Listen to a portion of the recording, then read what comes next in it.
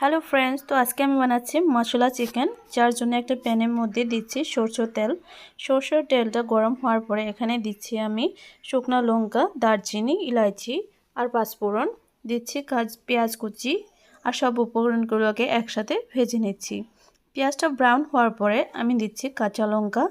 দেওয়ার পর এবার আমি দিয়ে দিব ধুয়ে রাখা চিকেনগুলো। তো সবগুলো চিকেন দেওয়ার পরে এখানে আমি অল্প নেড়ে ছেড়ে নেব। নেড়ে চেড়ে দেওয়ার পরে এখানে আমি প্রথমে দিব রসুন বাটা, তারপরে দিব আমি আদা বাটা, তারপরে দিব আমি শুকনো লঙ্কার গুঁড়ো, তারপরে দিব আমি হলুদ গুঁড়ো, তারপরে দিব আমি একটু কাশ্মীরি লঙ্কার গুঁড়ো কালারের জন্য। এরপর আমি দিব জিরে গুঁড়ো, দিচ্ছি ধনে গুঁড়ো, দিচ্ছিও সামান্য একটু গরম মশলা গুঁড়ো, তারপরে দিচ্ছি পরিমাণ মতো লবণ।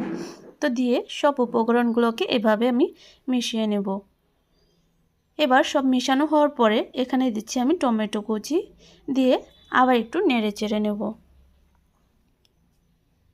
তো এবার আমি ঢেকে দিচ্ছি।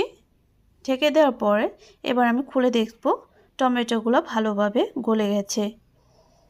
এবার আমি আবার একটু ঢেকে দিচ্ছি। ঢেকে দেওয়ার পরে এবার দিচ্ছি আমি দই, একটুখানি দই দিচ্ছি। দইটা দিয়ে আবার একটু মিশিয়ে নেব। মিশিয়ে নেওয়ার পরে আমার চিকেনটা প্রায় হয়ে গেছে, তো একটু ঢেকে দিচ্ছি।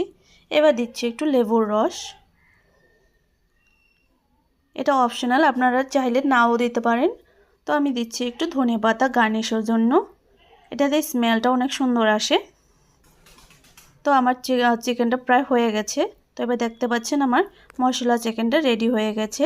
আপনারা বাড়িতে ট্রাই করতে পারেন, অনেক স্বাদ, আপনারা খেলে বুঝতে পারবেন। তো ট্রাই করে দেখবেন। থ্যাংক ইউ আমার ভিডিওটা দেখার জন্য। আর ভালো লাগলে লাইক, কমেন্ট এন্ড শেয়ার করতে ভুলবেন না।